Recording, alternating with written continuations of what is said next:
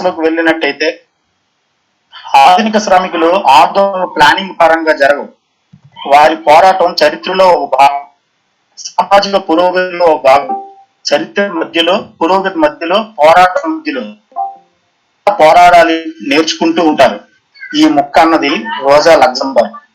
ఈవిడ German socialist పార్టీలోని అలాగే కార్మిక సంఘ నాయకత్వాల్లో కూడా పాత్ర పోషించినట్టుగా మనకు ఇప్పుడు గూగుల్లో మనం ఎత్తినట్టయితే మనకు సమాచారం అంతూ ఉంది.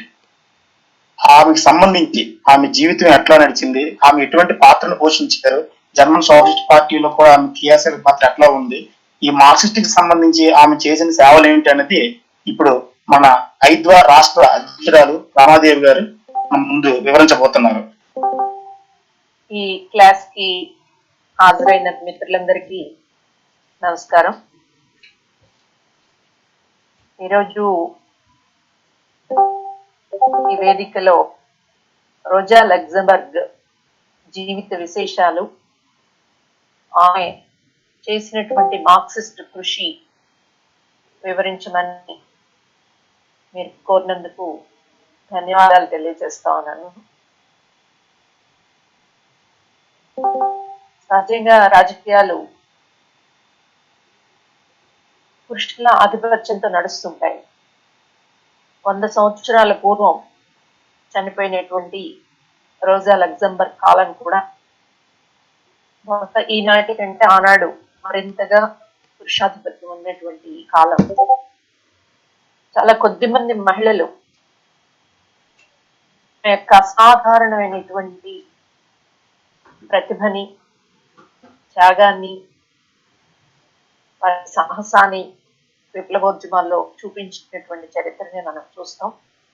1918లో జర్మనీలో వచ్చినటువంటి తిరుగుబాటుకి ప్రేరేపించే దానిలో తాను లెబ్నకాటు, క్లారా జెట్కిన్ ఇట్లాంటి పరిమితమైనటువంటి వ్యక్తులు, అంటే 1914లో మొదటి ప్రపంచ యుద్ధం ప్రారంభమయ్యే క్రమంలో జర్మన్ సోషల్ డెమోక్రటిక్ పార్టీ యుద్ధాన్ని సమర్థిస్తూ పార్లమెంట్లో ఓటు వేసిన తర్వాత ఇది బుర్జువా వర్గంతో రాజీ పడిపోయింది, విప్లవోద్యమాన్ని కొనసాగించగలిగే శక్తి పోయింది అనేటటువంటి అంచనాతో తనని సమర్థించినటువంటి కొద్దిమంది నాయకులతో కలిసి ఆమె స్పార్టకస్ లీగ్ని 1915లో ప్రారంభించింది. ఆ తర్వాత ఆ స్పార్టకస్ లీగే కమ్యూనిస్ట్ పార్టీగా రూపాంతరం చెందడం అనేటటువంటిది మనం చూస్తాం. సో స్థూలంగా ఆమె జీవిత గమనం, రాజకీయ జీవిత గమనం చూస్తే ఈ వివరాలు మనం చూడొచ్చు. ఆమె వ్యక్తిగత జీవితాన్ని చూసినట్లయితే రాజకీయ జీవితమే మిన్నగా ఎంపిక చేసుకునేటువంటి క్రమం మనకు కనిపిస్తుంది. ఆమె వాస్తవంగా కొద్దిపాటి అంగవైకల్యానికి గురై, శారీరకంగా కొంత ఇబ్బందికి గురై జీవితాంతం కొనసాగింది. తాను ప్రేమించినటువంటి వ్యక్తిని వివాహం చేసుకోలేనటువంటి పరిస్థితుల్లో, కొన్ని విభేదాల కారణంగా వివాహం చేసుకోలేదు. పోలాండ్ నుంచి జర్మనీకి వెళ్ళే క్రమంలో జర్మనీ పాస్పోర్ట్ సంపాదించుకునే దానికి జర్మనీ వ్యక్తిని వివాహం చేసుకుంది. సో వ్యక్తిగత జీవితం గురించి చర్చ చేసినప్పుడు ఆమె చాలా సూటిగానే నేనేం చేశాను అనేటటువంటి దాన్ని చూడమని చెప్పేసి చెప్పింది. ఆ రకంగా తన తాత్విక ఆలోచనని, రాజకీయ ఆలోచనని సమున్నతంగా నిలబెట్టడంలో ముందు పీఠన నిలబడింది. అంతేకాదు ఆమె త్యాగంలో, ధైర్యంలో, తెలివితేటల్లో ఒక అగ్రగామి కమ్యూనిస్ట్గా నిలబడింది అనేటటువంటిది ఆమె జీవితాన్ని చూసినప్పుడు మనకు. సో స్థూలంగా ఈ విషయాల్ని మనం ప్రస్తావించుకునేటప్పుడు ఆమె చేసిన కృషికి సంబంధించిన కొన్ని వివరాల్ని ఈ కాలానికి మనం వర్తింప చేయడంలో కూడా కొన్ని విషయాల్ని చర్చించవచ్చు అనేటటువంటిది ఆమె చనిపోయి 100 సంవత్సరాలు అవుతున్న నేపథ్యంలోనూ అంతకుముందు ఇప్పుడు కూడా అంతర్జాతీయంగా చర్చలు జరుగుతూ ఉన్నటువంటి క్రమాన్ని మనం చూడొచ్చు. సో ఈ చర్చలకు సంబంధించి మనం చూసినప్పుడు ఆమె విప్లవం అనేటటువంటిది అనివార్యము, విప్లవం తప్ప ఈ సామాజిక వ్యవస్థని మరింకొకటి మార్చలేదు అనేదానికి దృఢంగా జీవితాంతం కూడా కట్టుబడి ఉంది అనేటటువంటిది ఆమె కార్యాచరణని చూస్తే మనకు అది బర్నస్టీన్కి వ్యతిరేకంగా పోరాడడంలో మనకు కనిపిస్తుంది. రష్యన్ విప్లవాన్ని ఆమె సమర్థించడంలో మనకు కనిపిస్తుంది. అట్లాగే స్పార్టకస్ లీగ్ని ఏర్పాటు చేయడంలో కూడా అది వ్యక్తీకరించబడుతుంది. రెండవ అంశం ఏమిటి అంటే ఈ పెట్టుబడిదారీ వ్యవస్థ మోరల్గా మాత్రమే కాదు, ఫిజికల్గా కూడా అనివార్యంగా ఇది అంతమవుతుంది, ఇది ఎగ్జిస్ట్ కాలేదు. దానిలో ఉన్నటువంటి ఇంటర్నల్ కాంట్రడిక్షన్స్ ఏవైతే ఉన్నాయో అవి అనివార్యంగా పెట్టుబడిదారీ వ్యవస్థ నాశనం అవడానికి దారి తీస్తాయి అనేటటువంటి అంశాన్ని కూడా ఆమె అంతే స్పష్టంగా తన జీవిత కాలంలో అందుకు అవసరమైనటువంటి శాస్త్రీయ దృక్పథాన్ని అలవర్చుకుంది. దాన్ని చివరికంట కూడా వచ్చేటటువంటి అనేక పరిణామాల నేపథ్యంలో పెట్టుబడిదారీ వ్యవస్థ అంతమవడం, ఒక నూతన వ్యవస్థ ఏర్పడడం అనివార్యం అనేటటువంటిది ఆమె విశ్వసించినటువంటి అంశం. సో ఈ నేపథ్యంలో ఆమె గురించి ఆమె చెప్పుకున్నది ఐ షల్ బి, అంటే నిరంతరం తన ఉద్యమంలో ఎలా భాగమైందనేటటువంటి దాన్ని ఆమె చెప్పినటువంటి పరిస్థితి. సో ఈ నేపథ్యంలోనే లెనిన్ ఆమెని గురించి చెప్పినటువంటి మాటను మనం గుర్తు తెచ్చుకుంటే ఆమె కొన్ని విషయాల్లో పొరపాటు ఉండొచ్చు, కానీ ఆమె నిరంతర కార్యశీలి. ఆమె గురించి ఏమంటాడంటే as an eagle can sometimes lower than a chicken, but a chicken can never rise to the same heights as an eagle. ఆమె ఒక ఈగిల్ అంత మహత్తరమైంది అనేటటువంటి దాన్ని ఆయన చెప్పినటువంటి విషయాన్ని మనం గుర్తు చేసుకున్నట్లయితే ఆమె చేసినటువంటి కృషికి అది సరైనటువంటి గుర్తింపు అనేటటువంటిది కూడా మనం చెప్పచ్చు. సో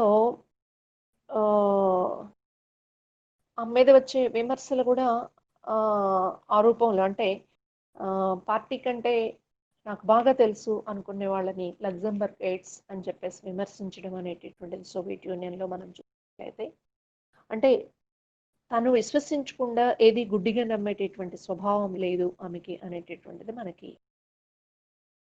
సో ఈ క్రమంలో మనం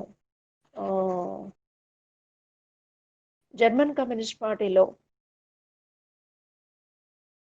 వచ్చినటువంటి 3 రకాల వాదనలు ఏవైతే ఉన్నాయో ఈ వాదనలని ఎదిరించడంలో ఆమె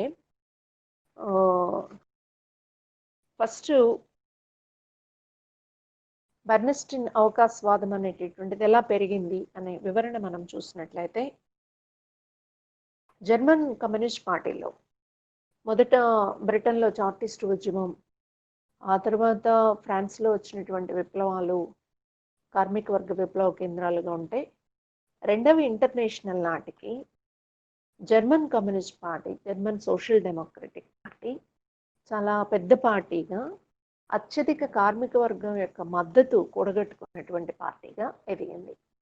అంటే ఆ కాలంలో జర్మనీలో ఫ్యూడలిజం ఓడించబడి పెట్టుబడిదారీ వ్యవస్థ అభివృద్ధి చెందుతున్నటువంటి క్రమంలో కార్మిక వర్గం కొన్ని రాయితీలు, కొన్ని హక్కులు పొందగలిగారు.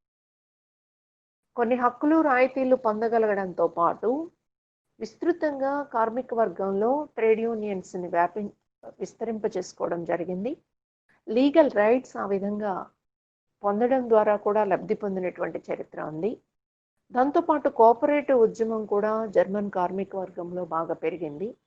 వీటన్నింటి ఫలితంగా కార్మికుల్లో ఉన్నటువంటి కొంతమంది కొన్ని ప్రయోజనాలని పొందగలిగేటటువంటి పరిస్థితి ఏర్పడింది. సో ఒక ప్రభువర్గం లాంటిది, కార్మిక వర్గంలో ఒక ప్రభువర్గం లాంటిది ఏర్పడేటటువంటి క్రమం జర్మన్ సోషల్ డెమోక్రటిక్ పార్టీలో ఏర్పడింది. రెండవది పెటీ బూర్జువా వర్గం కూడా, మధ్యతరగతి విద్యావంతులైనటువంటి వర్గం, బెర్నస్టీన్ లాంటి వాళ్ళు మార్క్సిజాన్ని ఒకవైపున అంగీకరిస్తూనే మాటల్లో, రెండో వైపున పెట్టుబడిదారీ వ్యవస్థ కార్మిక వర్గానికి ఇస్తున్నటువంటి రాయితీల ఫలితంగా ఈ పెట్టుబడిదారీ వ్యవస్థలో క్రమేణా ఈ పరిపాలనలో బూర్జువా వర్గం స్థానంలో కార్మిక వర్గం యొక్క ఆధిపత్యం పెరుగుతుందని, దాని యొక్క క్రూరమైనటువంటి దోపిడీ పద్ధతులు వెనక్కి నెట్టబడతాయని, పెట్టుబడిదారీ వర్గంలో కూడా మార్పు వస్తుందని, సో క్రమేణా సోషలిజం వైపు ప్రయాణం ప్రారంభిస్తుంది అనేటటువంటి ఒక బలమైనటువంటి వాదన ఆనాడు జర్మనీ నాయకత్వంలో ఇలాంటి వాదనలు ప్రారంభమైనటువంటి పరిస్థితి తలెత్తింది. ఈ క్రమంలోనే 1889లో ఫ్రాన్స్లో అక్కడున్నటువంటి బూర్జువర్గ పాలనలో సోషల్ డెమోక్రటిక్ పార్టీకి చెంది 5 గ్రూపులుగా ఉన్నటువంటి ఒక పార్టీగా చేరి ఈ సోషలిస్ట్ పార్టీ తరఫున మిలిరాండ్ అనేటటువంటి అతన్ని మంత్రివర్గంలో మంత్రిగా చేర్చడం జరుగుతుంది.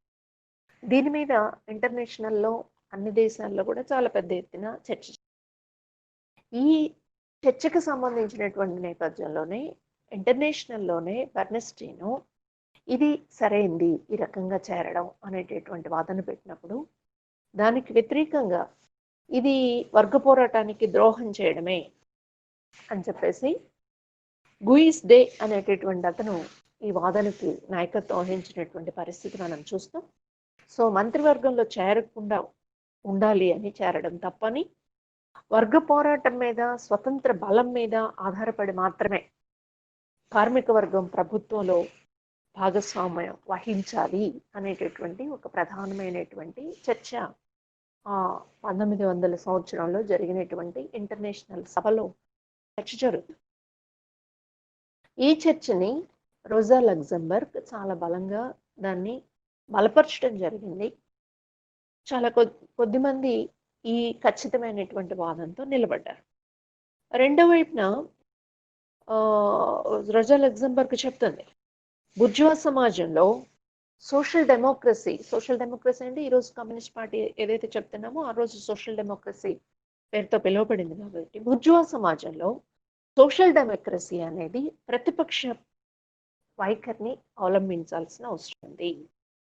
బూర్జువా ప్రభుత్వ యంత్ర శిథిలాలపై మాత్రమే, బూర్జువా వర్గ నాశనంపై మాత్రమే కార్మిక వర్గం పాలక పార్టీగా రాగలుగుతుంది అనే విస్పష్టమైనటువంటి అభిప్రాయాన్ని ఈ సందర్భంలో ఆమె చర్చకు పెట్టడం అనేటటువంటిది, దాన్ని ఫైనల్గా మెజారిటీ ఆమోదించడం అనేటటువంటిది జరుగుతుంది. దీనిలో సెంట్రిస్ట్ వాదనలకి, అంటే ఒకవైపు మంత్రిమండలిలో చేరడం చేరకపోవడం అనేటటువంటిది అది విధానానికి సంబంధించింది కాదు, ఎత్తుగడలకు సంబంధించింది అని చెప్పేసి చెప్తూ, జరిగిన తప్పుని ఏదైనా ఉంటే దాన్ని మిలిరాండ్ని పార్టీ నుంచి బహిష్కరిస్తే సరిపోతుంది అనేటటువంటి ఒక సెంట్రిస్ట్ వాదన, మధ్యంతర వాదన ఏదైతే ఉందో ఈ వాదనని కాట్స్కీ ఆనాడు జర్మనీ పార్టీలో చాలా బలమైనటువంటి పలుకుబడి ఉన్నటువంటి వ్యక్తి, జర్మనీ మార్క్సిజానికి పోప్ లాంటి వాడు అని చెప్పేసి చెప్పబడేటటువంటి వ్యక్తి. కాట్స్కీ ఈ సెంట్రిస్ట్ వాదనలని భుజాన వేసుకున్నాడు. దీని ఫలితంగా ఏంటంటే వాస్తవంగా మెజారిటీ వాదనకి వచ్చేటటువంటి మద్దతుని ఆయన రాజీపూర్వకమైనటువంటి రబ్బర్ తీర్మానం అని చెప్పేసి చెప్తారు. సో దానికి సంబంధించి ఇక్కడ తీర్మానాన్ని మనం ఆమోదించాల్సిన అవసరం లేదు అని చెప్పేసి చెప్పి ఆ తీర్మానం చేయించడం అనేటటువంటి దానికి వెనక్కి కొట్టిన పరిస్థితి. సో ఇది ఒక కీలకమైనటువంటి అంశం. ఈ సందర్భంలోనే రోజా లగ్జంబర్గ్ రివిజనిజమా విప్లవోద్యమ, రెవల్యూషన్ ఆర్ రివిజనిజం అనేటటువంటిది ఒక ప్రఖ్యాతమైనటువంటి సైద్ధాంతిక గ్రంథాన్ని ఆమె రాయడం జరిగింది. ఇక రెండోది మనం గమనంలో పెట్టుకోవాల్సింది ఆమె చేసిన ఓ పెద్ద పోరాటం యుద్ధానికి వ్యతిరేకమా అనుకూలమా అనేటటువంటి దాదాపు రెండవ ఇంటర్నేషనల్ ఏర్పడిన దగ్గర నుంచి యుద్ధ వాతావరణం కమ్ముకుంటూ వస్తున్నటువంటి నేపథ్యం మనకు కనిపిస్తుంది. అంటే పెట్టుబడిదారి వ్యవస్థ యూరప్ దేశాలన్నింట ఎస్టాబ్లిష్ అయ్యి ఫ్యూడలిజం ఓడించబడి పెట్టుబడిదారి విధానం అభివృద్ధి చెందే క్రమంలో ఇతర దేశాలని పెద్ద ఎత్తున వలసలుగా ఏర్పాటు చేసుకొని సామ్రాజ్యవాదం రూపం తీసుకుంటున్నటువంటి నేపథ్యంలో ఆయా మార్కెట్లని తమ ఆధీనంలోకి తీసుకొచ్చుకునేటటువంటి క్రమంలో స్థానిక యుద్ధాలు అవి అల్టిమేట్గా ప్రపంచ యుద్ధానికి దారితీసేటటువంటి క్రమం అనేటటువంటిది సాగుతూ వచ్చినటువంటి నేపథ్యంలో ఈ యుద్ధానికి ఈ యుద్ధం ఎడల కమ్యూనిస్టులు ఎలాంటి వైఖరి తీసుకోవాలి, ఇది ఒక పెద్ద చర్చనీయాంశం. ఈ చర్చనీయాంశంలో ప్రపంచంలో ఉన్నటువంటి ఆయా దేశాల కార్మికులందరూ కూడా అంతర్జాతీయంగా ఒకరి మీద ఒకరు యుద్ధం చేసుకోవడం అనేటటువంటి సామ్రాజ్యవాద యుద్ధానికి బలపరచడం సరైంది కాదు అనేటటువంటి చర్చ సాగుతూ వచ్చింది. ఈ చర్చకి ఎక్కువ మంది ఆమోదించినట్లే కనిపిస్తూ వచ్చింది. కానీ అల్టిమేట్గా ఒకసారి ప్రపంచ యుద్ధం బద్దలైన తర్వాత ఏ పార్టీ ఏ వైఖరి తీసుకోవాలా అని చెప్పేసి చర్చకు వచ్చినప్పుడు జర్మన్ పార్టీ దీని మీద యుద్ధానికి అనుకూలంగా ఫాదర్ల్యాండ్ని రక్షించుకోవాలి అనేటటువంటిది, మన సొంత ప్రయోజనాల కోసమే ఈ యుద్ధం జరుగుతుంది అనేటటువంటి, ఇది సామ్రాజ్య యుద్ధం అనేటటువంటి దానికి తిరస్కరించినటువంటి ఒక వైఖరి మనకు కనిపిస్తుంది. దీని మీద ఇంటర్నేషనల్ సమావేశంలోనూ రోజా లగ్జంబర్గ్ తీర్మానాన్ని ప్రపోజ్ చేస్తుంది. అలాగే సోషల్ డెమోక్రటిక్ పార్టీలో కూడా తన వాదనలను వినిపిస్తుంది. అందులో 3 ప్రధాన అంశాలు, ఆ తీర్మానంలో 3 ప్రధాన అంశాలని నొక్కి చెప్తుంది. యుద్ధానికి వ్యతిరేకంగా పోరాడడం అనేది కమ్యూనిస్టుల కర్తవ్యంగా ఉండాలా, అందుకోసం యువకుల్ని ఆర్గనైజ్ చేయాలి, వాళ్ళని ఎడ్యుకేట్ చేసుకోవాలి. రెండో పాయింట్ ఏంటి అని చెప్పేసి అంటే యుద్ధానికి వ్యతిరేకంగా ఆయా పార్లమెంట్లో అప్పటికే జర్మనీలో, బ్రిటన్లో, ఫ్రాన్స్లో అనేక చోట్ల కార్మిక వర్గ ప్రతినిధులుగా ఉన్నటువంటి వాళ్ళు ఆయా పార్లమెంట్లకి ఎంపిక కావడం అనేటటువంటి జరిగింది. ఫలితంగా ఈ యుద్ధ బలగాలకు వ్యతిరేకంగా, యుద్ధానికి వ్యతిరేకంగా పార్లమెంట్లో ఓట్ చేయాలి అనేటటువంటిది. మూడోది, ఈ సంక్షోభం తరుముకొస్తూ ఉన్నటువంటి క్రమంలో యుద్ధానికి వ్యతిరేకంగా పెద్ద ఎత్తున కార్మిక వర్గం ప్రదర్శనలు చేయాలా, అవసరమైతే జనరల్ సమ్మెకి వెళ్ళాలా అనేటటువంటి దాన్ని పిలుపునివ్వడం అనేటటువంటి జరుగుతుంది. ఇది చివరికంట, అంటే యుద్ధం సాగేటటువంటి కాలంలో కూడా రోజా లగ్జంబర్గ్ జైలు నుంచి కూడా ఈ రకమైనటువంటి పోరాటాన్ని కొనసాగించినటువంటి ఒక క్రమాన్ని మనం చూస్తాం. సో ఇది యుద్ధానికి వ్యతిరేకంగా పోరాడే దానిలో అంతర్జాతీయ కార్మిక వర్గ ఐక్యత అనేటటువంటి లక్ష్యం ఏదైతే ఉందో ఆ లక్ష్యానికి రోజా లగ్జంబర్గ్ కట్టుబడి ఉన్నటువంటి పరిస్థితిని మనకు యుద్ధానికి వ్యతిరేకంగా ఆమె పోరాడడంలో మనకు కనిపిస్తుంది. సో ఇది మొదట ఒకసారి 1889లో 1900లో మిలిరెండ్కి వ్యతిరేకమైనటువంటి వ్యవహారంలో, ఆ తర్వాత 1903లో, ఆ తర్వాత మళ్ళీ 1913లో కూడా ఈ బెర్న్స్టైన్ అవకాశవాదం అనేటటువంటిది మళ్ళీ పార్టీలో వస్తుంది. 1913లో ఈ చర్చ రావడానికి ఒక ప్రధానమైన కారణం ఏమిటి అంటే, చాలా పెద్ద ఎత్తున సోషల్ డెమోక్రటిక్ పార్టీకి చెందినటువంటి వ్యక్తులు పార్లమెంట్కి ఎంపిక కాబట్టారు. ఈ ఎంపికైనటువంటి నేపథ్యంలో మళ్ళీ ఈ చర్చ తీసుకురాబడింది. ఈ చర్చ తీసుకొచ్చినప్పుడు ఏదైతే ఇట్లాంటి అవకాశవాదం అనేటటువంటి తగదు, మార్క్సిజానికి అవకాశవాదానికి పొత్తు కుదరదు, సోషల్ డెమోక్రసీ యొక్క లక్ష్యం, అంతిమ లక్ష్యం ఏమిటి అని చెప్పేసి అంటే సామాజిక పరివర్తన, సామాజిక మార్పు, ఈరోజు ఉన్నటువంటి వ్యవస్థ స్థానంలో నూతన వ్యవస్థని ఏర్పాటు చేసుకోవాలా అనేటటువంటిది నొక్కి చెప్పడం మాత్రమే కాకుండా ఇది చాలా ప్రమాదకరమైనటువంటి పరిణామము అనేటటువంటిది ఆమె గుర్తిస్తుంది. ఈ ప్రమాదకరమైనటువంటి పరిణామం నుంచి జర్మన్ సోషల్ డెమోక్రటిక్ పార్టీ బయటపడాలి, విప్లవాన్ని ముందుకు తీసుకువెళ్ళాలి, రాబోయేటటువంటి యుద్ధ మేఘాల సమయంలో దాన్ని కార్మిక వర్గం జనరల్ సమ్మె ద్వారా దాన్ని అరికట్టేటటువంటి ప్రయత్నం చెయ్యాలి అనేటటువంటి దానికోసం ఆమె పెట్టిన ప్రపోజల్ ఏమిటి అంటే, పార్టీలో ఎవరైతే ఈ అవకాశవాదమైనటువంటి ఆలోచనలను ముందుకు తీసుకొస్తున్నారో, పార్టీలో ఉన్నారో, ఇలాంటి వాళ్ళందరూ కూడా పార్టీలో ఉండతగరు, వీళ్ళు ద్రోహులు, వీళ్ళని పార్టీ నుంచి బయటికి పంపించాలా అని చెప్పేసేటటువంటిది, బహిష్కరించాలా అని చెప్పేసి రోజా లక్సెంబర్గ్ ప్రతిపాదన. అయితే ఆగస్ట్ బెబెల్ కానీ లేకపోతే కాట్స్కీ కానీ ఎవరైతే ఆ రోజు ప్రధానమైనటువంటి స్టాల్వార్డ్స్గా జర్మన్ పార్టీలో ఉన్నారో, వీళ్ళందరూ కూడా ఈ రకమైనటువంటి ప్రమాదాన్ని గుర్తించడానికి కానీ, రోజా లక్సెంబర్గ్ వాదాన్ని ఆమోదించడానికి కానీ వాళ్ళు అంగీకరించకపోగా అందరం కలిసి ఉండడం ద్వారా పార్టీ ఐక్యత బలపడుతుంది అనేటటువంటి వాదాన్ని వాళ్ళు తీసుకొచ్చారు. కానీ ఈ కాలం అంతా మనం చూసినట్లయితే 1903-4 నుంచి మొదలుపెట్టి లెనిన్ సోవియట్ కమ్యూనిస్ట్ పార్టీలో బోల్షివిక్లు, మెన్షివిక్ల పేరుతో అక్కడ జరిగినటువంటి వివాదం ఏదైతే ఉందో, ఆ వివాదంలో ఈ పద్ధతుల్లో అవకాశవాదము లేకపోతే విప్లవ ద్రోహము లేదు లూజ్గా పార్టీని ఆర్గనైజ్ చేయడం, ఇలాంటి అంశాలన్నింటి మీద చాలా తీవ్రంగా పోరాడినటువంటి పరిస్థితి. అల్టిమేట్గా పార్టీ చీలిపోయినటువంటి పరిస్థితి మెన్షివిక్లుగా, బోల్షివిక్లుగా మనం సోవియట్ కమ్యూనిస్ట్లో చూస్తాం.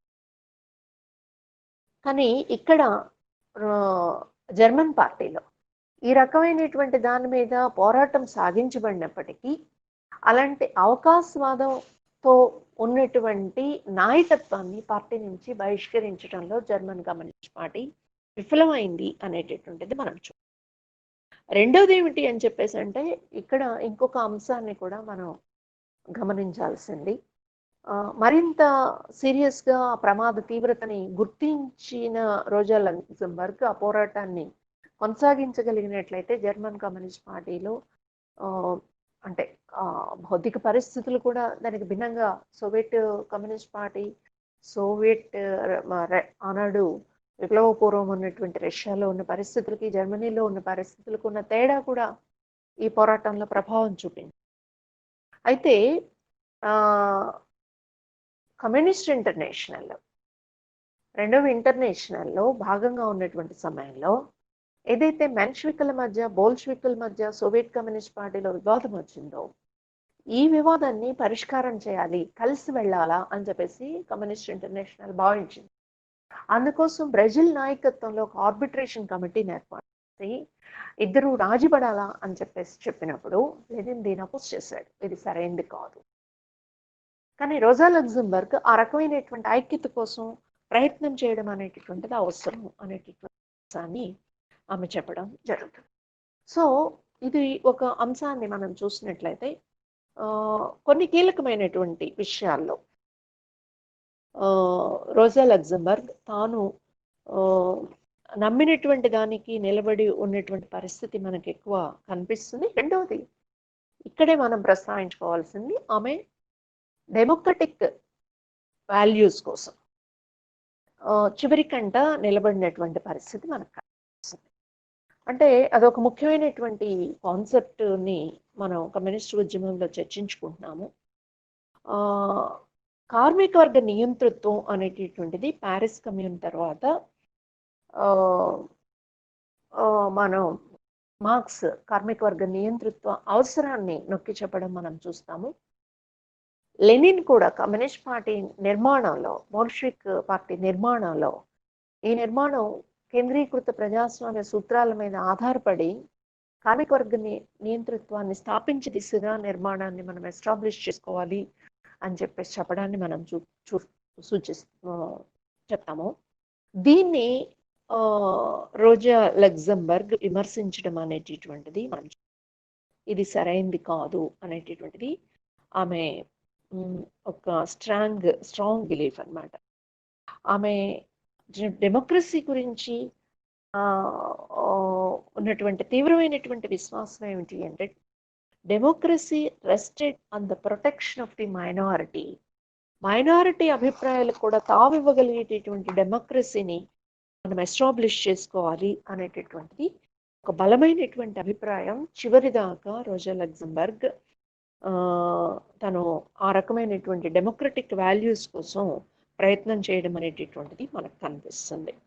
దాని ఫలితంగానే 1917లో విప్లవం జయప్రదం అయిన తర్వాత కూడా రష్యాలో 1905 విప్లవాన్ని కానీ 1917 విప్లవాన్ని కూడా కానీ సమర్థిస్తూ కూడా ఆమె ఏముంటుంది అని చెప్పేసి అంటే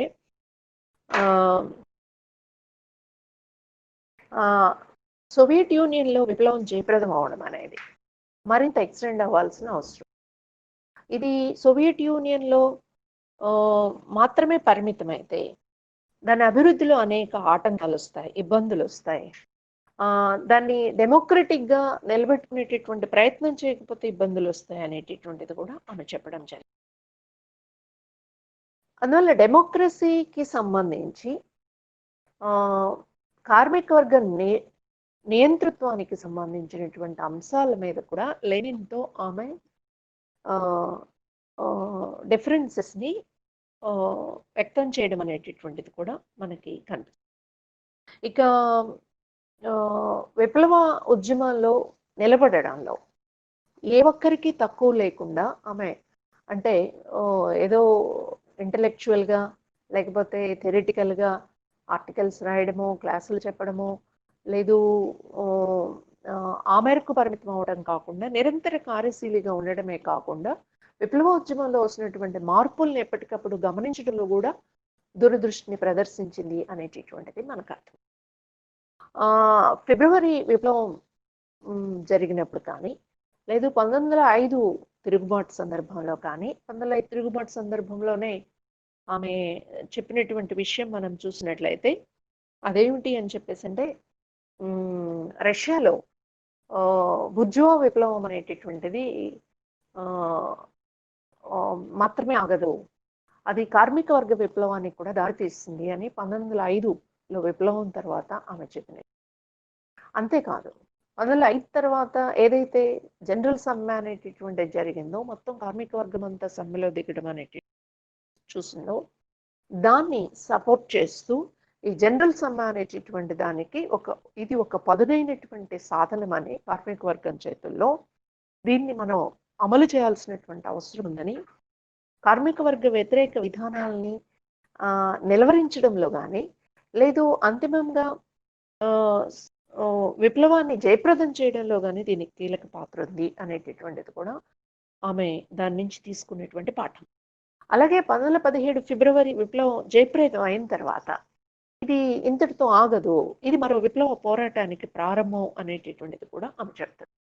ఆ రకంగా విప్లవోద్యమాన్ని ముందుగా చూడడం అనేటటువంటి ఒక ప్రక్రియ ఏదైతే ఉందో, దాన్ని రాబోయేటటువంటి పరిణామాల్ని అర్థం చేసుకోవడం అనేటటువంటిది ఉందో, ఆ విషయంలో ఆమె ముందు పీఠన నిలబడి ఉంది అనేటటువంటిది మనకి అర్థం. సో ఇది ఆమె జీవితంలో ఒక ముఖ్యమైనటువంటి అంశం అనేది మనం చూడాలి. అయితే కొన్ని అంశాల్లో ఆమె సీరియస్ అభిప్రాయాలు, ఉదాహరణకు ఇంటర్నేషనల్ అంతర్జాతీయ ఐక్యత, అంతర్జాతీయ కార్మిక వర్గ ఐక్యత అనేటటువంటి దానికి కూడా ఆమె స్ట్రాంగ్ బిలీవర్. ఆ విధమైనటువంటి విశ్వాసంతోనే జాతుల సమస్య మీద కూడా ఒక తీవ్రమైనటువంటి భిన్నాభిప్రాయం ఆమెకు ఉన్నది. పోలాండ్లో జరుగుతున్నటువంటి జాతీయోద్యమాన్ని కూడా ఆ కారణంతోనే, జాతీయోద్యమాలు కూడా అల్టిమేట్గా అవి సామ్రాజ్యవాదులకి ఉపయోగపడతాయి, కార్మికుల మధ్య అంతరాలు వస్తాయి అనేటటువంటి పేరిట దాన్ని విమర్శించినటువంటి నేపథ్యంలో ఆమె కూడా విమర్శకు గురవుతుంది. వాస్తవంగా పోలాండ్ జారిస్ట్ రష్యాలో భాగంగా ఉంటుంది. ఈ జాతీయోద్యమం జరుగుతున్నటువంటి క్రమంలో దాన్ని అపోజ్ చేసినప్పుడు ఆమె జారు కి రహస్య పోలీసుగా పనిచేసింది అనేటటువంటి విమర్శను కూడా ఆమె ఎదుర్కొంటుంది. సో ఇది లెనిన్కి సంబంధించి ఏదైతే జాతుల సమస్యని ఆయన డీల్ చేసి జాతీయోద్యమాలు వెల్లువలా వస్తాయి, ఆ జాతీయోద్యమాలు బలపరచడం అనేటటువంటిది కమ్యూనిస్ట్ ఉద్యమానికి అవసరం అని చెప్పేసి చెప్పినప్పుడు దీన్ని డిఫర్ అవడం అనేటటువంటిది మనం చూస్తాం. ఈ విషయాల మీదే లెనిన్ ఉమ్, ఆ, ఆ, ఉమ్, రోజా లగ్జంబర్గ్ అని విమర్శించడం కూడా కనిపిస్తుంది. అది మనం చూసినట్లయితే ఆమె జైల్లో ఉన్నప్పుడే ఆ, ఒక పాంప్లెట్ రాస్తుంది. అది ఆ పాంప్లెట్లో ప్రస్తావించినటువంటి అంశాలని ఆసరా చేసుకొని లెనిన్ జులుస్ పాంప్లెట్ అని చెప్పేసి చెప్తారు. దాన్ని చూసినప్పుడు చాలా బాగా ఉంది రాయడము. జీవం ఉట్టిపడే శైలి ఉంది అందులో. German social democratic party bourgeois వర్గంతోనూ జంకర్లతోనూ చేరి ద్రోహం చేయడాన్ని వ్యతిరేకిస్తూ జరిగిన పోరాటంలో ఈ పుస్తకం మంచి నిర్వహించింది.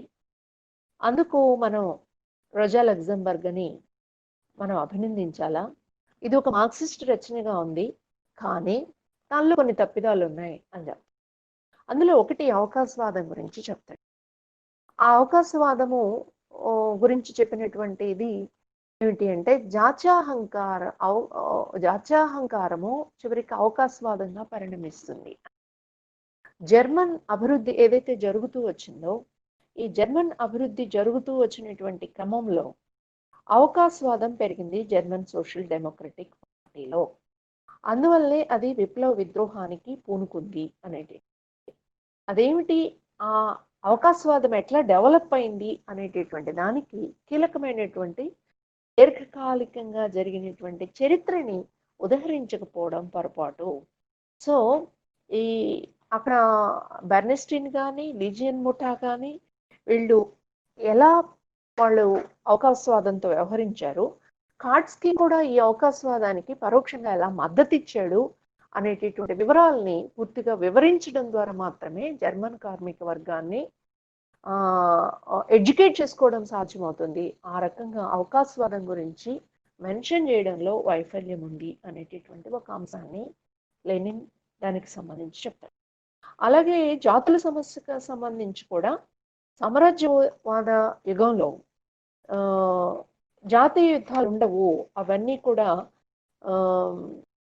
సామ్రాజ్యవాదానికి బానిస చాకిరీ చేయించుకునేదానికి పనికొస్తాయి అనేటటువంటిది రోజా లగ్జంబర్గ్ బలమైనటువంటి ఆలోచన వాదన.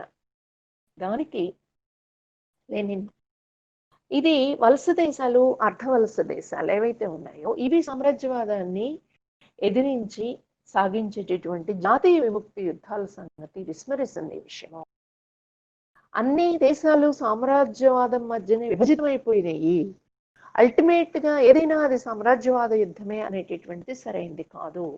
ప్రపంచ జనాభాలో సగం పైన జనాభా ఈరోజు వలస దేశాల్లో ఉన్నారు. ఈ వలస దేశాల్లో ఉన్నటువంటి ప్రజలు సహజంగానే జాతీయ విముక్తి ఉద్యమాల్లో బలంగా ముందుకు వస్తారు. కాబట్టి సామ్రాజ్యవాదానికి వ్యతిరేకంగా ఇవి రూపొందుతాయా, లేకపోతే సామ్రాజ్యవాదానికి అనుకూలంగా ఉంటాయా, అనుకూలంగా మారిపోతాయా అనేటటువంటిది జరగవచ్చు, కానీ దానికి అనేకమైనటువంటి పరిస్థితులు ఉంటాయి. కాబట్టి దాన్ని బట్టి మనం నిర్ణయించాల్సి వస్తుంది తప్ప ప్రతి యుద్ధాన్ని అది సామ్రాజ్యవాద ప్రయోజనాల కోసం సాగే యుద్ధం అని చెప్పేసి చెప్పలేము అనేటటువంటి అంశాన్ని కూడా అందులో స్పష్టం చేయడం జరుగుతుంది. అట్లాగే ఫాదర్లాండ్ అనేటటువంటి దృక్పథాన్ని ఎదిరించడంలో కూడా దీనికి సరైనటువంటి పరిష్కారం ఏమిటి అనేటటువంటిది, సోషలిజం కోసం బుర్జువా వర్గానికి వ్యతిరేకంగా జరిగేటటువంటి అంతర్యుద్ధం అనేటటువంటిది, అందుకోసం విప్లవానికి సన్నాహం కావాలా అనేటటువంటి పూర్తి అంశాలు కూడా అందులో రాలేదు అనేటటువంటిది కూడా ఆయన పాయింట్ అవుట్. అట్లాగే రహస్య పార్టీ నిర్మాణం కూడా జరగాల్సిన అవసరం ఉంది అనేది 4 అంశాలని ఆయన చెప్పడం ద్వారా ఏదైతే జర్మన్ సోషల్ డెమోక్రటిక్ పార్టీలో జరుగుతున్నటువంటి అంశాల మీద ఒక సరైనటువంటి ఆలోచనలకు ముందుకు వచ్చినప్పటికీ దాన్ని ఇంకాస్త మరికాస్త లోతుగా ముందుకు తీసుకువెళ్ళటంలో ఎక్కడెక్కడ లోపాలు ఉన్నాయనేటటువంటి దాన్ని చూడడానికి ఒక ప్రయత్నం చేసిన సంగతిని మనం చూసినట్లయితే, రోజా లగ్జంబర్గ్ ఒక వ్యక్తిగా, అంటే ఆల్మోస్ట్ అక్కడ ఒక లెబ్నకాట్ మినహా, ఆ తర్వాత క్లారా జెట్కిన్ ఇంకొకరిద్దరు మినహా జర్మన్ సోషల్ డెమోక్రటిక్ పార్టీలో రోజా లగ్జంబర్గ్తో నిలబడి ఉన్నటువంటి వాళ్ళ సంఖ్య చాలా తక్కువ అనేటటువంటిది మనకు అర్థమవుతుంది. ఆ క్రమంలో చాలా సీరియస్ స్ట్రగుల్లోకి ఆమె దాన్ని పోరాడగలిగేటటువంటి పరిస్థితి ని బట్టే మనం ఆమెను చూసినట్లయితే ఈ విషయాలన్నీ ఆమె చెప్పింది అనేది మనకు. రెండోది మార్క్స్కి సంబంధించి కూడా ఆమె కొన్ని అంశాలని చెప్పింది. ఆ వివరాలు అన్నిటిలోకి అంటే MCM అనేటటువంటి ఒక ప్రఖ్యాతమైనటువంటి మార్క్స్ చెప్పినటువంటి ఇది ఉందో దాన్ని ఆమె క్రెడిట్ ప్రిన్సిపల్ని ఆమె క్రెడిట్ ఎక్కడి నుంచి వస్తుంది ఏమిటి ఇట్లాంటివి లేవనైతే ఆ విషయాలకు నేను ఇప్పుడు వెళ్ళడం లేదు. సో ఇంతవరకు మనం చూసినట్లయితే ఆమె 1, 2, 3, 4 బహుశా 4 సార్లు ఆమె జైలుకి వెళ్ళినటువంటి పరిస్థితి. ఒకటి పోలాండ్లో ఉండగా చిన్న వయసులోనే ఆమె ప్రొలెటేరియట్ పార్టీ సభ్యురాలుగా పోలాండ్లో విప్లవ కార్యక్రమాలు నిర్వహిస్తున్నందుకు ఆమె అక్కడ జైల్లోకి పంపించబడేటటువంటి ప్రయత్నంలో భాగంగా అక్కడ అరెస్ట్ చేయబడుతుంది. అయితే అక్కడుంటే జైలుకి వెళ్లాల్సి వస్తుంది కాబట్టి అక్కడి నుంచి జర్మనీకి ప్రయాణమై వచ్చినటువంటి పరిస్థితిని మనం చూస్తాము. ఆ తర్వాత 1904లో జర్మన్ పాలకుడైనటువంటి కైజర్ని ఆమె విమర్శించింది అనేటటువంటి పేరిట 1904లో ఆమె జైలు పాలవుతుంది. ఆ తర్వాత 1905లో రష్యాలో మొదటి విప్లవం జరిగినటువంటి క్రమంలో ఆమె మళ్ళీ ఆరోగ్యం బాగాలేక కూడా పోలాండ్ వెళ్ళి అక్కడ పోలాండ్లో జరుగుతున్నటువంటి ఉద్యమంలో పాల్గొంటుంది. ఆ క్రమంలో ఆమె 1906లో అరెస్ట్ అవుతుంది, జైలు పాలవుతుంది. అయితే ఆ తర్వాత ఆమె విడుదల చేయబడుతుంది. ఆమె ఆరోగ్య కారణాలు, తర్వాత ఆమె జర్మన్ పౌరాలుగా ఉంది అనేటటువంటి కారణాలతో పోలాండ్లో ఆమె వదిలివేయబడుతుంది. ఆ తర్వాత మళ్ళా 1914లో ఏదైతే యుద్ధానికి వ్యతిరేకంగా ఆమె నిలబడిందో తిరుగుబాటుని ప్రోత్సహిస్తుంది, సైన్యాన్ని రెచ్చగొడుతుంది అనేటటువంటి పేరిట ఆమె మళ్ళీ తిరిగి 1915లో ఆమె జైలు పాలవుతుంది. 1918లో జర్మనీలో కార్మిక వర్గం తిరగబడి బెర్లిన్ని స్వాధీనం చేసుకొని అప్పుడు జైల్లో ఉన్నటువంటి రోజా లగ్జంబర్గ్ అని విడుదల చేయడం జరుగుతుంది. సో ఆ సుదీర్ఘమైనటువంటి కాలం అంతా కూడా ఆమె జైల్లో ఉంది. జైల్లో ఉన్నప్పుడు బయట ఉన్నప్పుడు కూడా ఆమె నిరంతరం కార్మిక వర్గంతో సంబంధం పెట్టుకోవడమే కాకుండా వాళ్ళ పోరాటాలని ముందుకు తీసుకువెళ్ళేటటువంటి ఒక ప్రయత్నం చేస్తూ వచ్చింది అనేటటువంటిది మనం చూడవచ్చు. ఇక స్పార్టకస్ లీగ్ని ఏర్పాటు చేయడం అనేటటువంటిది కూడా ఆమె జైలుకు వెళ్ళటానికి కొద్ది రోజుల ముందు యాక్చువల్గా ఈ పార్లమెంట్లో అప్పటికి 111 మంది బహుశా పార్లమెంట్లో సోషల్ డెమోక్రటిక్ పార్టీ సభ్యులు ఉన్నారు. వీళ్ళల్లో ఒక 15 మంది మినహా మిగతా వాళ్ళందరూ కూడా యుద్ధానికి సపోర్ట్గా ఓటేయాలని చెప్పేసి నిర్ణయించారు. ఈ 15 మంది కూడా మెజారిటీ నిర్ణయాన్ని ఆమోదించాలా అనేటటువంటి పార్టీ ప్రిన్సిపల్ ప్రకారం యుద్ధానికి అనుకూలంగానే ఓటు వేయాలా అనేటటువంటి నిర్ణయం జరుగుతుంది. తన ఒక లిబ్నకాట్ మాత్రమే దానికి భిన్నంగా తన ఆత్మ ప్రబోధం మేరకు తాను యుద్ధానికి వ్యతిరేకంగా ఓట్ చేయడం అనేటటువంటిది జర్మన్ పార్లమెంట్లో మనం చూస్తాం. ఈ జర్మన్ పార్లమెంట్లో ఓటింగ్ జరిగినటువంటి నేపథ్యంలోనే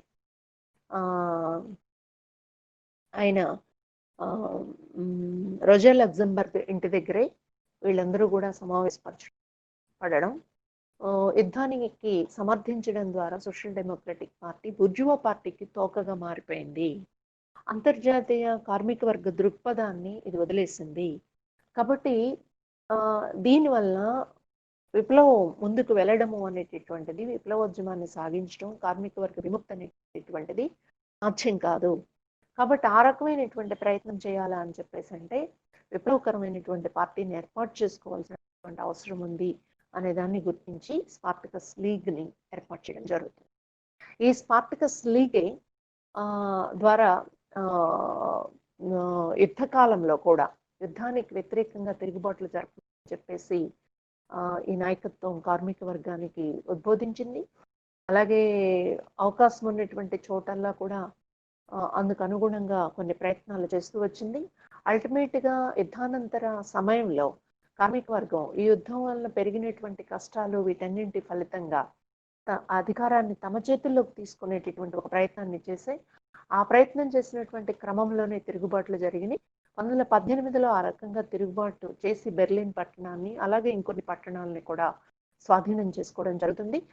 అయితే సోషల్ డెమోక్రటిక్ పార్టీ అధికారంలో భాగస్వామిగా ఉండి ఈ వీళ్ళతో కలిసి విప్లవాన్ని ముందుకు తీసుకువెళ్ళేటటువంటి క్రమం కాకుండా దీన్ని అణిచివేసేటటువంటి ప్రయత్నం చేస్తారు. ఇది ప్రభుత్వం వైపు నుంచి అణిచివేయడమే కాకుండా కొన్ని హంతక దళాల్ని తయారు చేసి ఈ హంతక దళాలతో కమ్యూనిస్టుల మీద దాడి చేసినటువంటి పరిస్థితి. ఆ హంతక దళాలే లిబ్నకాట్ని, అలాగే రోజా లగ్జంబర్గ్ అని ఇద్దరిని కూడా 1919 జనవరిలో వాళ్ళిద్దరిని కూడా అరెస్ట్ చేయడం, దాడి చేయడం, కొట్టడం, చంపడం, ఆ తర్వాత ఎక్కడో కాలువలో విసిరేసి వేయడం అనేటటువంటిది మనం చూస్తాం. సో భవిష్యత్తు కమ్యూనిస్ట్ పార్టీ వైపు దృష్టి సారించడం అనేటటువంటిది కూడా చూసినట్లయితే ఒక గొప్ప పార్టీగా ఉన్నటువంటి, ఒక బలమైనటువంటి పార్టీగా ఉన్నటువంటి జర్మన్ కమ్యూనిస్ట్ పార్టీ అవకాశవాదంలోకి దిగిపోవడం, ఉద్యోగవర్గంతో రాజీ పడడం, ఆ క్రమంలో అక్కడ ఒక విప్లవకర కమ్యూనిస్ట్ పార్టీని ఏర్పాటు చేయడంలో రోజా లగ్జంబర్గ్ పాత్ర చాలా గొప్పది అనేటటువంటిది మనం చూసుకోవచ్చు.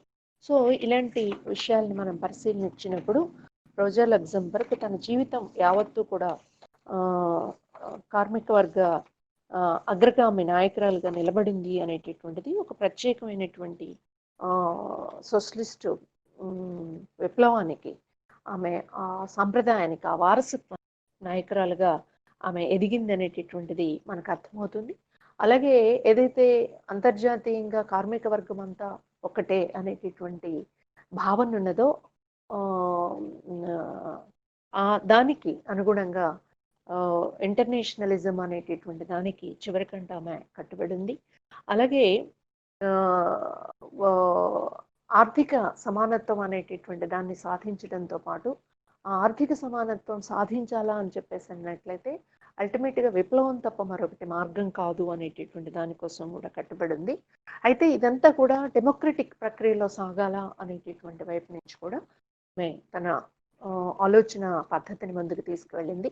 సో చాలా మంది క్రిటిక్స్, మార్క్సిస్ట్ అధ్యయనకారుల్లో ఉన్నటువంటి వాళ్ళందరూ అభిప్రాయము మనం చూసినట్లయితే మార్క్సిజం లెనినిజం అని చెప్పేసి ఏదైతే చెప్తున్నామో ఈ మార్క్సిజం లెనినిజంలో రోజా లగ్జంబర్గ్ కూడా దీన్ని కంట్రిబ్యూట్ చేయడంలో, మార్క్సిస్ట్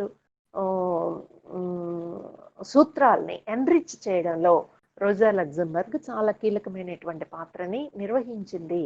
రివిజనిజానికి వ్యతిరేకంగా పోరాడడంలో కానీ, లేదు పెట్టుబడిదారీ వ్యవస్థ పతనం అనివార్యం అనేటటువంటి విషయంలో కానీ చాలా కీలకమైనటువంటి పాత్ర నిర్వహించింది అనేటటువంటిది దాదాపు ఆల్మోస్ట్ అందరి అభిప్రాయము. అయితే కొన్ని కారణాలతో కొన్ని విషయాల్లో లెనిన్ విభేదించడం కానీ, లేదు స్టాలిన్ కానీ, సోవియట్ కమ్యూనిస్ట్ పార్టీ కానీ ఇట్లాంటి విభేదాలు ఉన్నా ఈ రోజుకి కూడా ఆమె రాసినటువంటి రచనల్లో ఉన్నటువంటి సమకాలీన అంశాలు,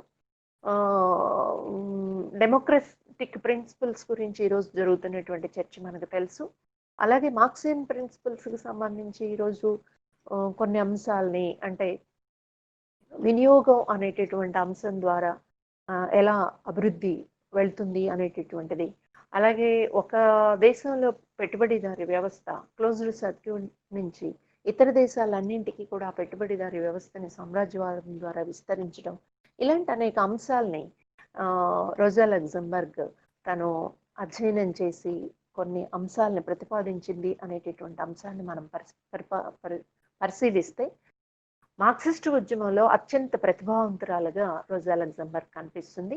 బహుశా మహిళా హక్కుల కోసం మాత్రమే కాకుండా మొత్తం కార్మిక వర్గ ఉద్యమానికి సంబంధించి ఆమె ఎలా నిలబడిందనేది తెలుస్తుంది.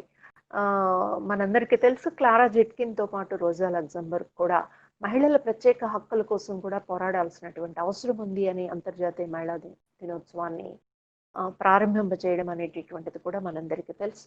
కాబట్టి మహిళా హక్కుల్ని విశాల ఆ, మైన ప్రాతిపదిక మీద కార్మిక హక్కుల్ని స్థాపించుకోవడం అనే దానిలో ఆ, లాపాష్నారా లాంటి వాళ్ళు, క్లారా జెట్కిన్ లాంటి వాళ్ళు అని మనం చూసినట్లయితే రోజా లగ్జంబర్గ్ తర్వాత స్థానమే వాళ్ళది అని చెప్పి. సో ఆ రకంగా మనం రోజా లగ్జంబర్గ్ జీవితాన్ని, ఆమె చేసినటువంటి కృషిని ఈ రోజు ఉన్నటువంటి పరిస్థితులకి వర్తింపు చేసుకుని ఏది మన ఉద్యమాన్ని ముందుకు తీసుకెళ్ళడానికి ఎలా ఉపయోగపడుతుంది అని ఆలోచించాల్సిన అవసరం ఉందని చెప్పేసి భావిస్తున్నాను. ఈ క్లాస్ని ఇంతటితో ముగిస్తున్నాను. మరొకసారి మీ అందరికీ అభినందనలు తెలియజేస్తాను. Thank you madam. మనకి ఇప్పుడు ప్రశ్నల తాలూకు సెషన్ ప్రారంభమవుతుంది మేడం. ఇప్పుడు ప్రశ్నలు సమాచారం వాళ్ళ మీద కొంతమంది మిత్రులు ప్రశ్నలు టైప్ చేస్తుంటారు. ఆ ప్రశ్నలు మీకు నేను చదివి వినిపిస్తాను. ప్రధానంగా మీ స్పీచ్లోకి సంబంధించి అంతర్జాతీయ కార్మిక ఉండాలని చెప్పి, అంతర్జాతీయ కార్మిక వర్గంతో ఐక్యత ఉండాలని చెప్పేసి అనే దాని మీద ప్రధాన ఫోకస్ పెట్టారు. జాతీయ ఉద్యమాలకు సంబంధించి కూడా సామ్రాజ్యవాదానికి తోడ్పడుతుందని చెప్పేసి బాగా చెప్పడం జరిగింది. కాబట్టి వీటన్నిటి మీద కూడా మనకి ఇప్పుడు ప్రశ్నలు వస్తాయి కాబట్టి ఆ ప్రశ్నలు మీకు నేను చదివి వినిపిస్తాను. దాని మీద మీరు బదులు ఇవ్వాలని కోరుకున్నాను. ప్రధానంగా ఇప్పటి వరకు కృష్ణవేణి గారు ఒక ప్రశ్న వేశారు. 100 ఏళ్ల తర్వాత చూస్తే రష్యాపై రోజా చేసిన విమర్శలు జర్మన్ సోషల్ డెమోక్రటిక్ పార్టీపై ఆమె చేసిన పోరాటం సరైనవని భావించవచ్చా? రెండు అంశాలు అడిగారు. ఒకటి, జర్మన్ సోషల్ డెమోక్రటిక్ పార్టీలో ఆమె చేసిన పోరాటం అనేటటువంటిదే చాలా కీలకమైంది అనేది మనము గమనంలో పెట్టుకోవాల్సి వస్తుంది. వాస్తవంగా రష్యా కంటే బలమైనటువంటి కమ్యూనిస్ట్ పార్టీ ఉన్నటువంటి జర్మనీలో విప్లవం జయప్రదం కాకపోవడంలో ఒక కీలకమైంది అవకాశవాదానికి జారిపోవడంలో. ఆ అవకాశవాదం నుంచి విప్లవ మార్గాన్ని అందించడానికి తన వంతుగా రోజా లగ్జంబర్గ్ చాలా కృషి చేసినట్లు మనకు అర్థం. రష్యన్ పార్టీకి సంబంధించి ఆమె చేసింది, ట్రాట్స్కీ వీళ్ళు చేసినటువంటి దానిలో కూడా ఒక పర్మనెంట్ రెవల్యూషన్, అంటే ఇది సోవియట్ యూనియన్తోనే ఆగిపోకూడదు అనేటటువంటి ఒక ప్రయత్నము, ఇట్లాంటివి మనకు కనిపిస్తాయి. అయితే రోజా లగ్జంబర్గ్ చేసినటువంటి విమర్శని ఆ రోజు ఉన్నటువంటి పరిస్థితుల్లో మనం సమర్థించగలమా లేదా అనేటటువంటిది మనం దాన్ని మరింతగా అధ్యయనం చేస్తే తప్ప ఒక స్పష్టమైనటువంటి అభిప్రాయానికి రాలేమని నేను భావిస్తా ఉన్నాను. ఎందుకని అంటే దీని గురించి చాలా పెద్ద చర్చ మనకి మార్క్సిజంలో కనిపిస్తుంది. మార్క్స్ ప్రతిపాదించినప్పుడు కూడా ఏ రకంగా అయితే పెట్టుబడిదారి వర్గం బుర్జువా విప్లవం జయప్రదమైనప్పుడు ఫ్యూడల్ వర్గానికి ఎలాంటి రాజకీయ హక్కులు ఇవ్వలేదో, ఈరోజు కార్మిక వర్గం అధికారంలోకి వచ్చి అది సుస్థిరమయ్యే క్రమంలో మనం పెట్టుబడిదారి వర్గానికి రాయితీలు, హక్కులు ఇవ్వలేము అనేటువంటిది చెప్పడం జరిగింది. వాస్తవంగా ఆ రకమైనటువంటి రాయితీలు, హక్కులు ఇవ్వగలిగి ఉన్నట్లయితే సోవియట్ యూనియన్ నిలబడగలిగి ఉండేదా అనేటటువంటిది ఒక పెద్ద ప్రశ్న. అయితే ఆ తర్వాత వచ్చినటువంటి క్రమంలో దాన్ని విస్తృతపరచడంలో, డెమోక్రసీని విస్తృతపరచడంలో ఉన్నటువంటి అవకాశాలు ఏమిటి, ఆ అవకాశాలను అందిపుచ్చుకోవడంలో సోవియట్ కమ్యూనిస్ట్ పార్టీ ఫెయిల్ అయిందా అనేటటువంటిది మనం చర్చించాల్సి వస్తే, దాన్ని ఎస్టాబ్లిష్ చేసుకోవడానికి జరగాల్సినటువంటి పోరాటంలో నుంచి మనం ఒక ప్రయోగం జరిగింది, దాని నుంచి మనం గుణపాఠాలు నేర్చుకోవడంలో మరింకాస్త డెమోక్రటిక్ సూత్రాలను మనం ఎలా అమలు చేయాలా అనేది ఈ రోజు చరిత్రకి, మనం పనిచేసేటటువంటి పార్టీల్లో మనం ప్రజలకి డెమోక్రటిక్ ప్రిన్సిపల్స్ని, ట్రేడ్ యూనియన్స్లో డెమోక్రటిక్ ప్రిన్సిపల్స్ని, వీటన్నిటిని అందించడమే కాదు, ఆయా సామాజిక పరిస్థితుల్ని బట్టి కూడా డెమోక్రసీ ఉన్నతమైనటువంటి స్థాయికి ఎదుగుతుందా, లేకపోతే ఇంకా ఫ్యూడల్ సంబంధాలు, ఇంకా వెనకబడి ఉన్నటువంటి సంబంధాలు ఉన్న చోట ఈ డెమోక్రటిక్ ప్రిన్సిపల్స్ ఎలా అమలు జరుగుతాయి, ఇవన్నీ కూడా చర్చించాల్సినటువంటి అవసరం ఉందని చెప్పేసి, మన అనుభవాల నుంచి ఆచరణను బట్టి వాటిని నేర్చుకోవాల్సిన అవసరం ఉందనేటటువంటిది నాకున్న అభిప్రాయం. ఓకే. తారకేష్ గారు ఒక ప్రశ్న వేశారు మేడం. చరిత్ర విజయాలను మాత్రమే గుర్తుపెట్టుకుంటుంది, సమర్థిస్తుంది కూడా. లెనిన్కి ఇచ్చిన ప్రాధాన్యత రోజా లగ్జంబర్గ్, ట్రాట్స్కీ లాంటి నాయకులకు మార్క్సిస్టులు కూడా ఇవ్వరు, పైగా రివినిస్టులుగా ముద్ర వేస్తారు. జాతుల పోరాటాలు, శ్రామిక వర్గ నియంతృత్వంపై రోజా లగ్జంబర్గ్ అభిప్రాయాలు సరైనవిగా ఆగుపిస్తాయి. ఏమంటారు? అంటే ఒకటి ఇందులో విజయాల్ని గుర్తించడం అనేటటువంటిది బహుశా జరుగుతూ ఉండొచ్చు. అయితే మనం జాతుల పోరాటం గురించి వాస్తవంగా రోజా లగ్జంబర్గ్ చెప్పినటువంటిది ఖచ్చితమని చెప్పేసి అనుకోవాల్సి వస్తే మనం భారత జాతీయ పోరాటాన్ని సమర్థించగలిగే పరిస్థితో లేకపోతే ఇతర దేశాల్లో విముక్తి పోరాటాలు ఏవైతే ఉన్నాయో ఈ పోరాటాలని మనం సమర్థించడంలో వెనకడుగు వేయాల్సి. కాబట్టి లెనిన్ ఇంకొక జాగ్రత్త కూడా చెప్పాడు, ఏది సామ్రాజ్యవాద యుద్ధంగా పరిణమిస్తుంది, ఏది జాతీయ విముక్తి యుద్ధంగా ఉంటుంది, ఇది అనేక పరిస్థితుల మీద ఆధారపడి ఉంటుంది అని. మనకున్నటువంటి అనుభవం, మన భారతదేశ విప్లవోద్యమానికి సంబంధించి కూడా మనకున్న అనుభవం మనకున్నది. మనం 1942 వరకు తీసుకునేటువంటిది, ఒకసారి సోవియట్ యూనియన్ రంగంలోకి వచ్చిన తర్వాత తీసుకున్నటువంటి వైఖరి మీద చాలా పెద్ద చర్చ భారతదేశంలో నడిచింది, నడుస్తుంది కూడా. సో ఇవి ఆయా పరిస్థితులకు అనుగుణమైనటువంటి ఒక నిర్ణయాన్ని మనం తీసుకోవాల్సిన అవసరం ఉందని నేను భావిస్తున్నాను. రోజా లగ్జంబర్గ్ చెప్పినటువంటిది అంతర్జాతీయమైనటువంటి కార్మిక వర్గ ఐక్యతకి, జాతీయ విముక్తి లక్ష్యానికి, ఈ రెండింటికి వచ్చేటటువంటి విభేదాల్ని ఎలా పరిష్కరించుకోవాలి అనే దానికి అనుగుణంగా ఉండాల్సిన అవసరం ఉందనేటటువంటిది నేను భావిస్తాను. ఓకే, ఇప్పుడు తాజారావు గారు ఒక ప్రశ్న వేశారండి. Did she ever meet Lenin and discussed ideological and theoretical issues? ఆమె నేను చదివినంత వరకు ప్రత్యక్షంగా ఇద్దరు కలిసి చర్చించినట్లు కనిపించలేదు. అయితే వాళ్ళు ఇంటర్నేషనల్ మీటింగ్స్ లో కలిశారు.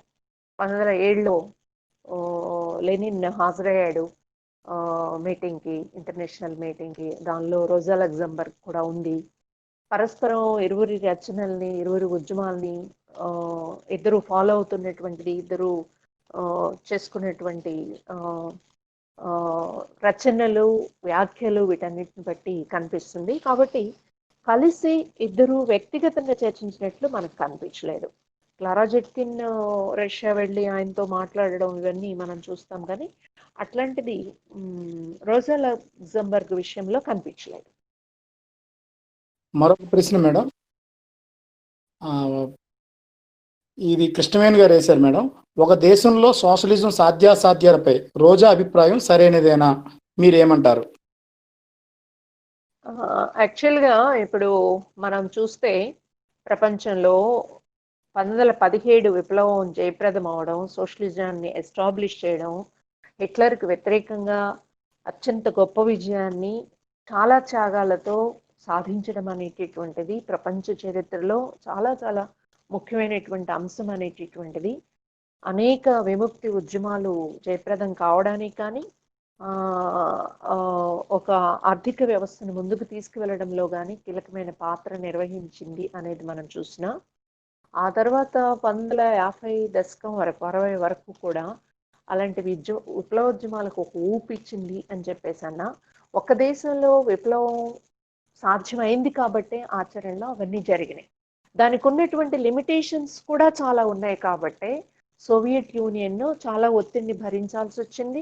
ఆ ఒత్తిడిలో అపారమైన త్యాగాలు చేయాల్సి వచ్చింది, అపారమైన నష్టాలని చవి చూడాల్సి వచ్చింది. అలాగే ఆ ప్రత్యేక పరిస్థితుల్లోనే కూల్చివేత కూడా, ఇంటర్నల్గా ఎక్స్టర్నల్గా వచ్చినటువంటి అంశాల కారణంగా కూల్చివేతకు కూడా గురైంది. కానీ దాని ప్రభావంతో వచ్చినటువంటి ఈరోజు మనము ఇతర దేశాలు, అది చైనా గురించి చాలా పెద్ద చర్చ ఉంది, సోషలిస్ట్ దేశం అవునా కాదా. ఈరోజు క్యూబా ఉంది, లేదు వియత్నాంలో అభివృద్ధి జరుగుతుంది ఏమిటి అనేటటువంటిది ఇంకో చోట. అసలు ప్రపంచంలో ఇప్పటికీ సోషలిస్ట్ దేశమే లేదు అనే వాదన ఎవరైనా చేసినా నేను అవి ఆయా అంటే వాళ్ళ విశ్వాసాలు, వాళ్ళకు ఉన్నటువంటి అవగాహన మేరకు జరిగేది. కానీ సోషలిజం అనేటటువంటిది ఒక రూపంగా మనం అదేమి చేయగలిగింది అనేది మిగతా పెట్టుబడిదారీ దేశాలకు భిన్నంగా స్త్రీల కోసం కానీ, బిడ్డల కోసం కానీ, కార్మికుల కోసం కానీ చేసిన చరిత్ర మన కళ్ళ ముందు కనిపిస్తున్న తర్వాత వాస్తవంగా రోజా లగ్జంబర్గ్ ఒక దేశంలో విప్లవం జయప్రదం కాదు అనేటటువంటి విషయాన్ని ఆమె ఆ రకంగా చెప్పలేదు. దీన్ని కొనసాగించాలా అని చెప్పేసి చెప్పింది. అది ఇతర దేశాల్లో కూడా దానికి అనుగుణంగానే ఆమె జర్మనీలో పదే పాటు ఎంత పరిస్థితుల కారణంగాను ఎత్తుగడల కారణంగాను ఇప్పుడున్న కమ్యూనిస్ట్ పార్టీ నిర్మాణం రీచి ఇవన్నీ సాధ్యపడకపోవచ్చు. అందువల్ల ఆమె ఒక్క దేశానికి పరిమితమైతే జయప్రదం కాదు అనే విషయం అయితే ట్రస్టీతో కంప్లీట్ గా ఆమె ఏకీభవించలేదు. కొనసాగించాలి అనేటటువంటి విషయాన్ని ప్రస్ఫుటం చేయాలి. డెమోక్రట్ కి ప్రొలెటేరియట్ ప్రొలెటేరియనిజం అనేది ఏదైతే ఉందో ఆ విషయం మీద ఆమె డిఫరెంట్. ఇప్పుడు మన రావు గారు ఒక ప్రశ్న వేశారు మేడం, జాతీయ ఉద్యమాన్ని బలపరచడం అంటే బూర్జువా వర్గ నాయకత్వాన్ని బలపరచాలని కాదని, బూర్జువా నాయకత్వాన్ని తొలగించి కార్మిక వర్గ నాయకత్వాన్ని నెలకొల్పడం అని రోజా అభిప్రాయం లక్ష్యం కాదా? అంటే యాక్చువల్ గా అవన్నీ ఆమె చర్చించిందా అని అంటే బూర్జువా వర్గమా కార్మిక వర్గమా అనే చర్చ మనకు అక్కడ కనిపించదు. ఎందుకంటే పోలాండ్ లో వాస్తవంగా పోలాండ్ సోషల్ డెమోక్రటిక్ పార్టీ ఆధ్వర్యంలోనే జాతీయ విముక్తి ఉద్యమం అనేటటువంటి జరుగుతుంది. దాని మీద ఆమె డిఫరెన్స్ చెప్తుంది. సో బూర్జువా వర్గ నాయకత్వం కార్మిక వర్గ నాయకత్వం అనేది కాకుండా అంతర్జాతీయ కార్మిక వర్గ ఐక్యతకి ఇది విఘాతం కలిగిస్తుంది అన్న కాన్సెప్ట్ నుంచి ఆమె మాట్లాడారు. అది సామ్రాజ్యవాదులకు ప్రయోజనం చేకూరుస్తుందా లేకపోతే జాతీయ విముక్తిగా సామ్రాజ్యవాదానికి వ్యతిరేకంగా పోరాటం జరుగుతుందా అనేది ఎక్కడికక్కడ ఆ జరిగే పోరాటాన్ని బట్టి మనం చూడాల్సి వస్తుంది. అనేక పరిస్థితుల మీద ఆధారపడి ఉంటుంది అని చెప్పారు. అందువల్ల ఆ తర్వాత మన సూత్రీకరణ మనం చూసినట్లయితే థర్డ్ ఇంటర్నేషనల్ లో జాతీయ విముక్తి ఉద్యమాలు వలస దేశాల్లో ప్రోత్సహించబడాలని చెప్పేసి కమ్యూనిస్ట్ ఇంటర్నేషనల్ లో ఆ విముక్తి ఉద్యమాలకు మద్దతు ఇవ్వడం అనేటటువంటిది మనం చూస్తాము. ఆ రకంగా చైనాలో మహత్తరమైనటువంటి సోషలిస్ట్ విప్లవాన్ని జయప్రదం చేసుకున్నటువంటి చరిత్రని మనం చూస్తాము. అక్కడ కార్మిక వర్గ నాయకత్వంతో అది సాధించబడింది. దాన్ని కమ్యూనిస్ట్ ఇంటర్నేషనల్ కూడా చెప్తుంది. బూర్జువా వర్గం అనేటటువంటిది విప్లవ స్వభావాన్ని కోల్పోయింది. ఈరోజు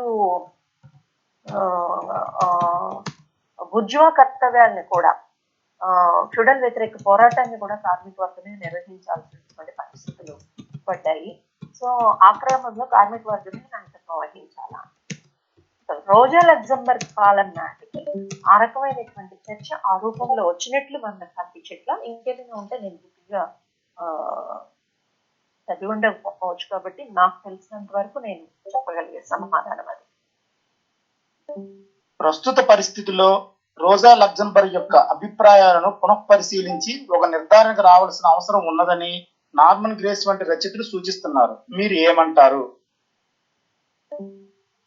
యాక్చువల్గా నేను మొదట్లోనే చెప్పాను, ఈ సమకాలీనమైనటువంటి మార్క్సిస్టులు అనేక మంది లెఫ్ట్ అభిమానులు చాలా మంది రోజా లగ్జంబర్గ్ రచనల్ని మరింత లోతుగా చదవాల్సిన అవసరం ఉంది, అధ్యయనం చేయాల్సిన అవసరం ఉందనే అభిప్రాయంలో ఉన్నారు. అలాగే ఇంకొక ప్రఖ్యాతమైనటువంటి అంశం కూడా ఏంటంటే అక్యుములేషన్ ఆఫ్